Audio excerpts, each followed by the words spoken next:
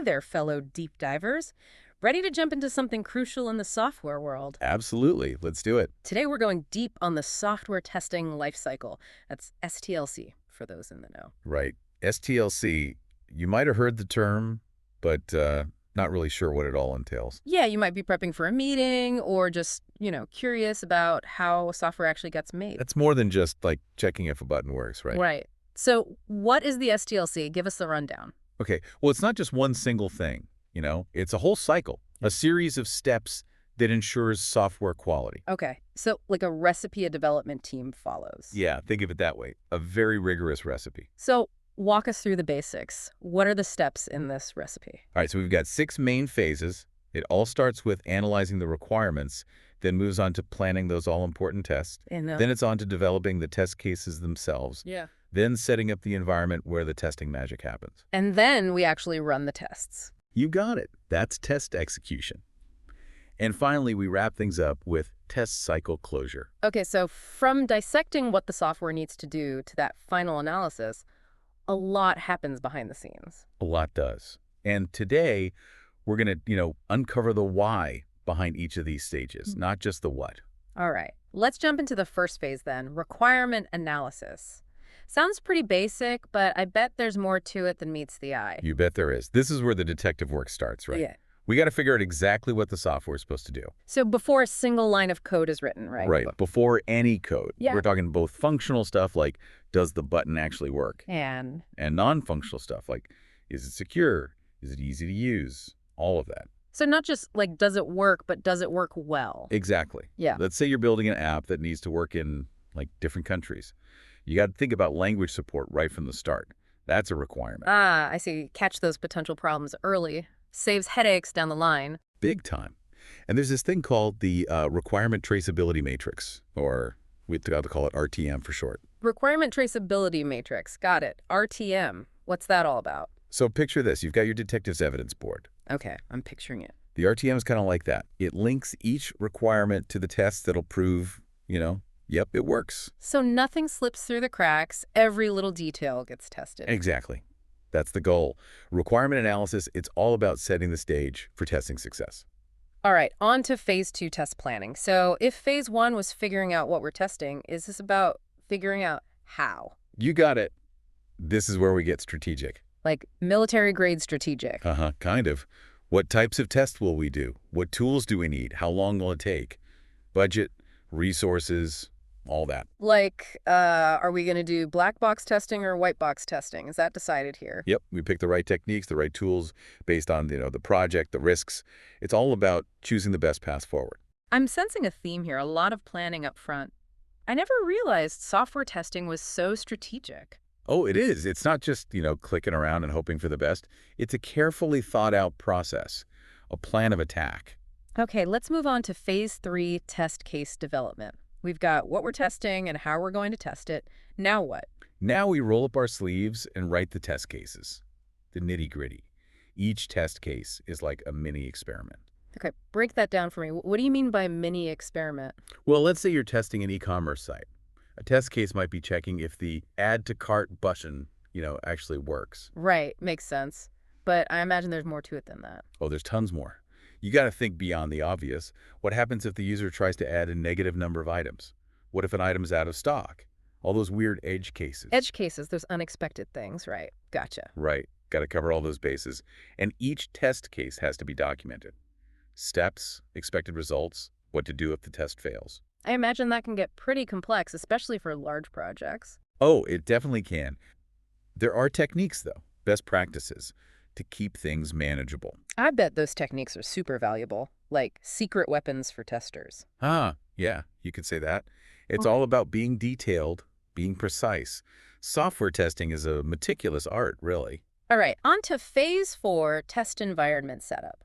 Now, this sounds like where things get a bit technical. It does. This is where we build the stage, so to speak. The stage for the software testing performance. I like it. Right. We might need specific hardware, software, even simulate different internet speeds, to see how the software performs under pressure. So it's not just about testing on my laptop and calling it a day. Not quite. Think about it. People use software on all sorts of devices with all kinds of connections. Right, Windows, Mac, phones. Exactly. We need to create different test environments to mimic all of those different scenarios. It's like a scientist's lab, right? Controlled conditions for reliable results. Exactly. And there's this quick check we do early on called a smoke test. Smoke test. I've heard of that, but never really understood it. It's just a basic check. Like, are the core functions working? If not, no point doing the full testing yet. Makes sense. Stop the fire before it starts. Exactly.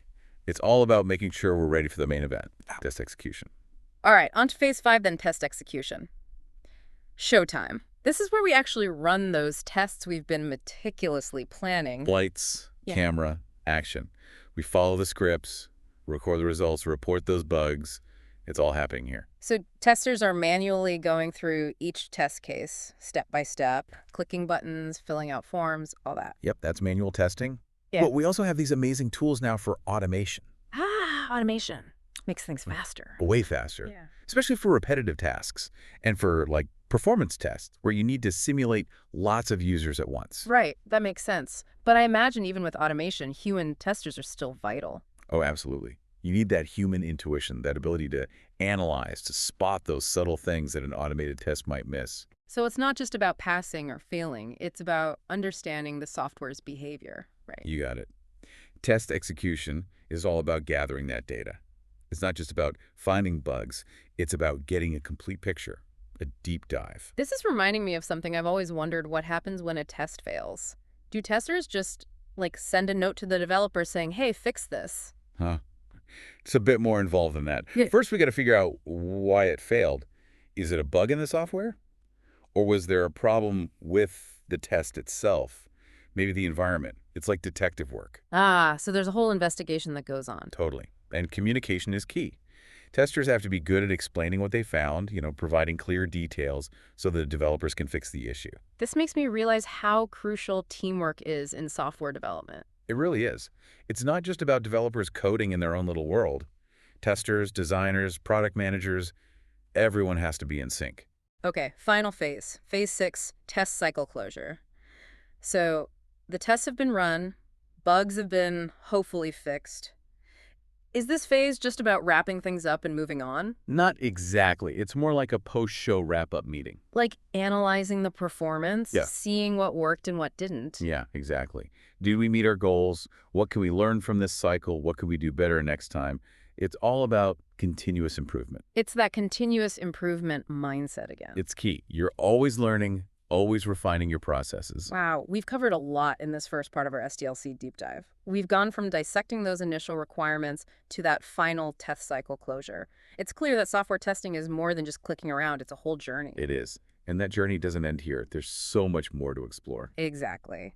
Join us for part 2, where we'll continue our deep dive, tackling even more fascinating aspects of the STLC. Welcome back, deep divers. Hope you're ready for round 2 of our STLC deep dive. Ready to go. Last time we left off at the exciting part, test execution. Lots of action happening there. It is. But before we dive back in, let's rewind a bit, just to really solidify those earlier phases. That makes sense. Got to make sure we've got those foundations strong. Right. So let's revisit phase 1, requirement analysis. You mentioned it's all about understanding what the software needs to do. But can you give us a real-world example, something to help it click? Sure. Let's say you're building a brand new social media app. Okay. During requirement analysis, you'd spend a ton of time thinking about the features. What do users need? How will they interact with the app? And making sure it's secure and performs well. All of that. Performance, security, scalability, it's all part of the puzzle. It's not just listing out features then. It's about thinking through all the implications. Exactly. And this is where it can get tricky because sometimes the stakeholders, the people involved in the project, they might have different visions. So there could be conflicts, disagreements. Exactly. The marketing team might want a super flashy, eye-catching app. But the development team might be focused on making it functional, fast, and, not a resource hog. Right. So how do you balance those competing priorities? Communication. Lots of it.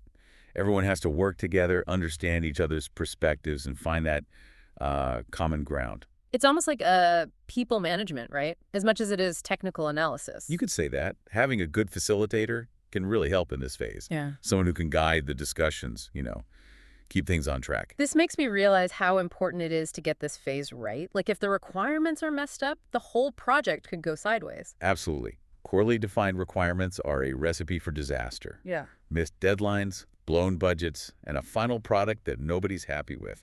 It's crucial to get this right. Right, let's shift gears to phase 2, test planning. You said this is where we define our testing strategy. So what are some of those key things we think about when creating a test plan? Well, first, we got to make sure our testing aligns with, the big picture, the goals of the project.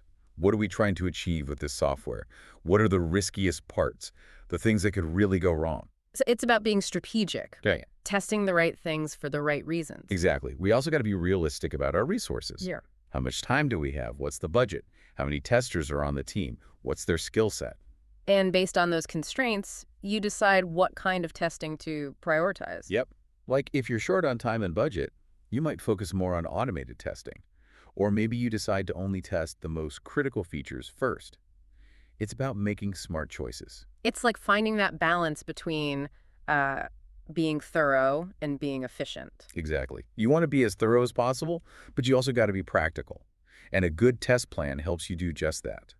Okay, so we've revisited those first 2 phases. Now let's jump back into the action. Phase 5, test execution. You're about to tell us about what happens when a test fails. That whole back and forth between testers and developers. Right, so picture this. A tester's going through a test case and bam, a button on the website doesn't work. First, they document the issue. Steps to reproduce. What they expected to happen versus what actually happened. Screenshots, error messages, the whole shebang. So like creating a detailed bug report. Yep, a bug report. And that gets sent over to the developers. Now, here comes the interesting part. The developers try to reproduce the bug themselves, and then they dive into the code to figure out, what's causing it. And I imagine there's a lot of communication happening back and forth. Oh, definitely. Testers might provide extra info, answer questions. Developers might ask for clarifications. It's all about working together to get to the bottom of it. So it's not like pointing fingers. It's more like a team effort to solve the problem. Exactly. Both the testers and the developers are on the same side, ultimately.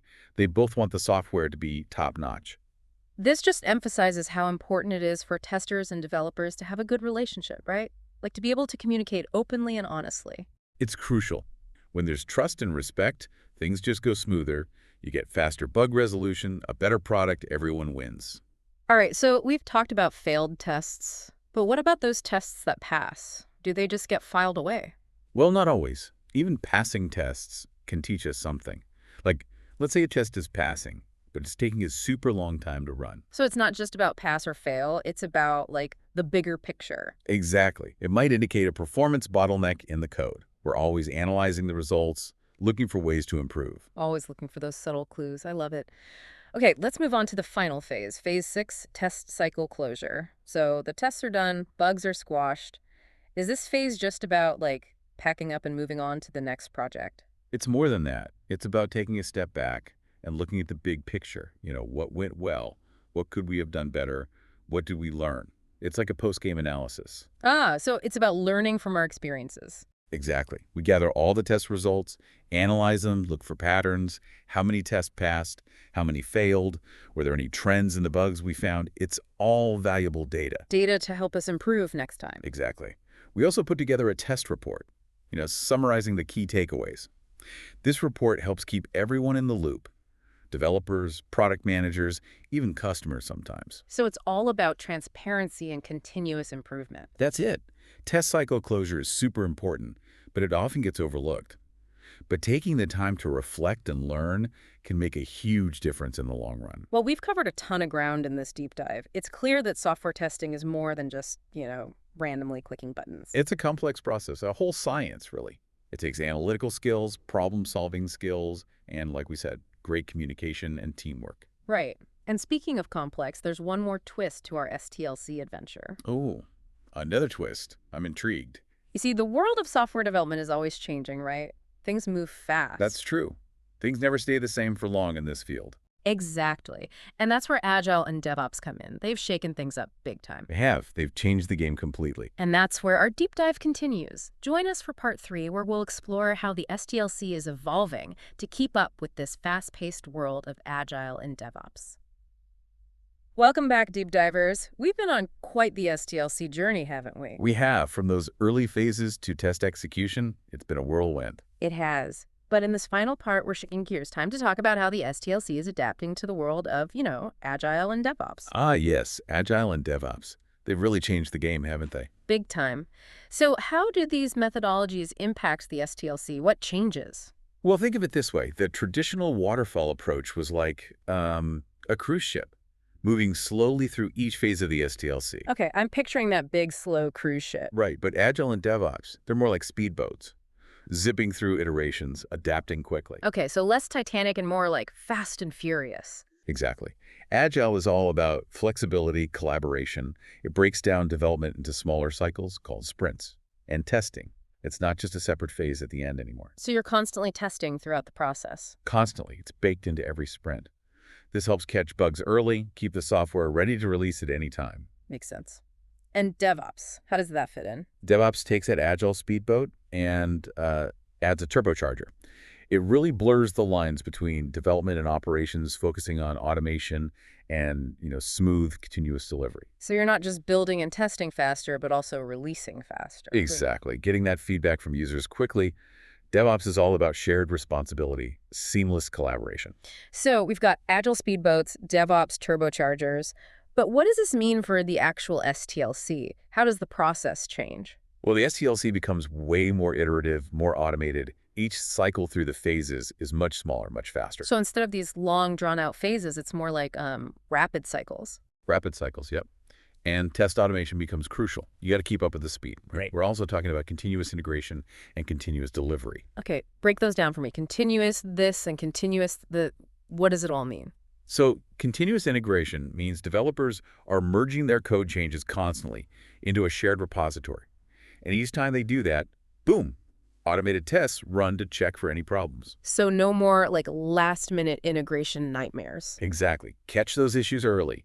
And continuous delivery takes it a step further.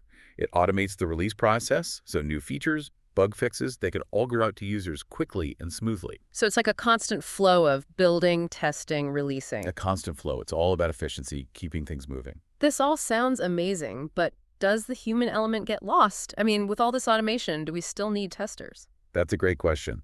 And the answer is a resounding yes. Automation is a tool, but it can't replace human skills and judgment. So testers are still vital, even in this fast-paced world. Absolutely. In fact, their role becomes even more important. Testers need to be adaptable, creative, and strategic. So it's not just about running tests anymore. It's about, understanding the whole process, the automation, the strategy. Exactly.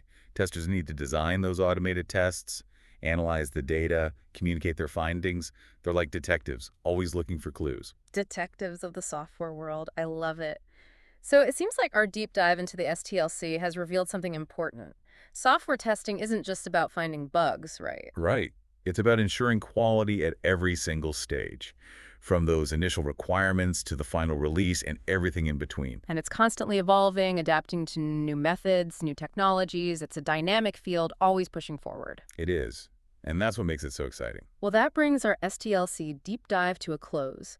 We've journeyed through the traditional phases, explored real-world examples, and even glimpsed into the future of testing with Agile and DevOps. It's been a wild ride. Hopefully you've gained a deeper appreciation for this crucial part of software development. Absolutely.